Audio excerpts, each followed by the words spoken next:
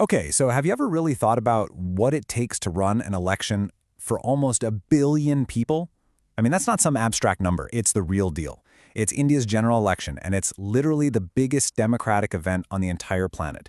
So today, that's what we're going to do. We're going to pull back the curtain and look at how this massive festival of democracy actually works. We'll get into the rules, the logistics, and really the incredible human effort behind it all.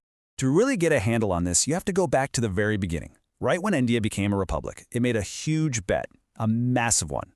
And this quote, well, it just sums it up perfectly. The founders basically said, "We have abundant faith in the common person." And with that faith, they decided to give every adult the right to vote, right from day one. No ifs, ands, or buts. This was a truly revolutionary idea, a bold experiment that had never, ever been tried on this scale before. It was a complete act of faith in people and in democracy itself.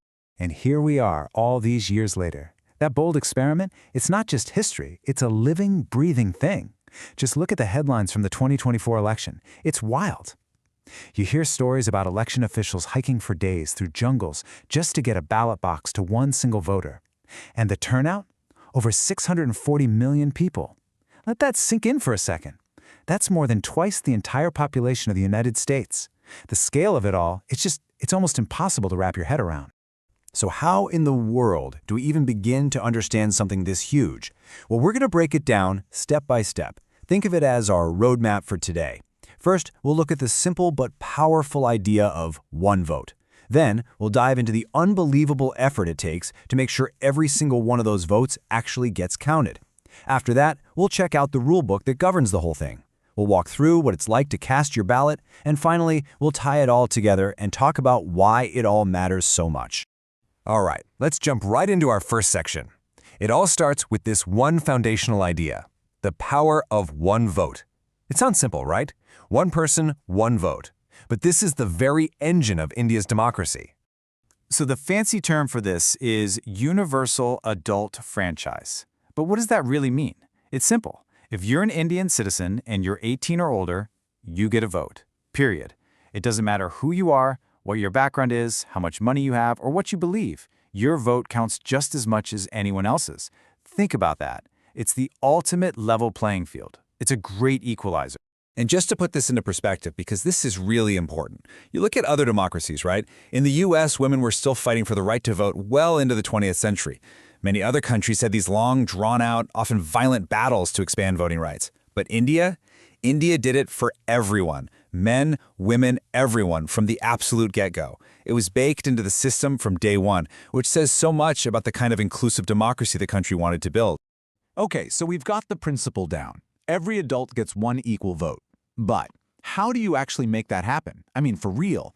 That brings us to our next big topic, making every vote count. Because, having a right on paper is great, but making sure almost a billion people can actually use that right, well, that is a logistical challenge of epic proportions. So, how do they pull it off? The answer is a relentless focus on accessibility. The Election Commission of India, the body that runs this whole show, goes to unbelievable lengths to make sure nobody gets left out. And a huge part of that starts with thinking about senior citizens. They provide dedicated help, volunteers, whatever it takes to make sure older voters can get in, vote, and do it with dignity.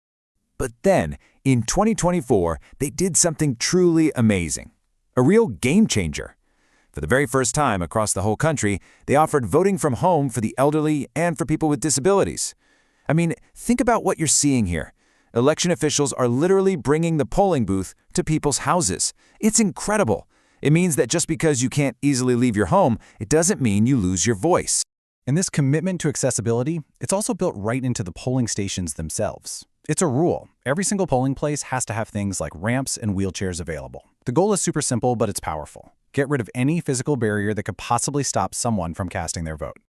All right, so this brings up a really important question. With an election this massive, with so much on the line, who's the referee? Who makes sure everyone plays by the rules?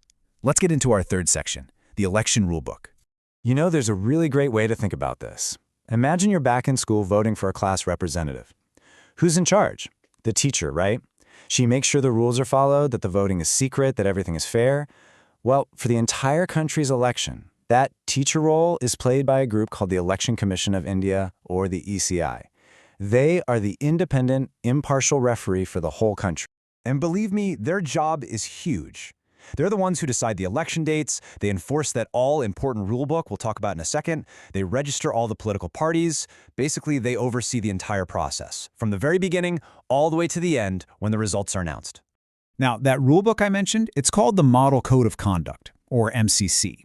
And this is the ECI's most important tool for keeping things fair. The second the election dates are announced, bam, this code kicks in. And it covers everything you can think of, how much parties can spend, what they can say in speeches, and, this is crucial, it stops the party in power from using government resources to get an unfair advantage. It's all about creating a level playing field. Okay, so we've covered the principles and the rules. Let's get down to the action itself. Section 4, casting your ballot. So, Election Day is here. You walk into the polling station. What happens next? Let's walk through it. The whole thing is actually a really smooth four-step process. So, first up, you go to an officer who finds your name on the voter list and checks your ID. Simple. Step 2, you move to the next table where an officer applies that famous indelible ink to your finger and you sign or register. Third, another officer just does a quick final check of your inked finger, and then, step 4, you're off to the voting machine to actually cast your vote. That's it. And this right here is the tech that makes it all work. You've got the electronic voting machine, the EVM. That's where you press the button for your chosen candidate. But to make sure everything is transparent and trustworthy, it's paired with that other machine. That's a VVPAT. Now what it does is it prints a little paper slip that shows who you just voted for. You see it for about 7 seconds through a little window, and then it drops into a sealed box. So you get that electronic speed, but you also have a physical paper trail to back it all up. It's all about building trust in the system. Okay, so we've walked through the whole process, which leads us to our final and maybe the most important question of all. Why does all this matter? What happens with all of these millions and millions of votes? Let's connect the dots from votes to government. So when you go to vote, you're actually choosing people to represent you at 2 different levels. In the big national election, the one we're talking about, you're picking a member of parliament, an MP. This person goes to New Delhi to represent your specific area in the national parliament, the Lok Sabha. But then you also have separate state elections where you vote for an MLA, a member of the Legislative Assembly, who deals with issues in your state government. So you have a voice at both the national and the state level. And here's the final piece of the puzzle. The whole country is divided up into 543 areas, or constituencies. In each one, a bunch of candidates compete, and whoever gets the most votes in that area wins the seat.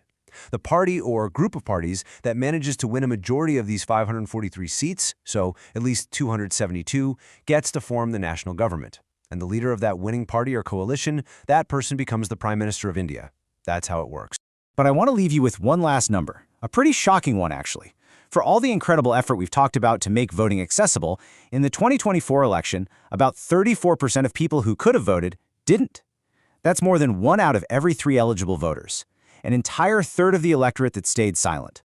And that really leaves us with a big question to think about, doesn't it? In the world's largest democracy, a country that has built this unbelievable system to empower every single citizen, what's the next step?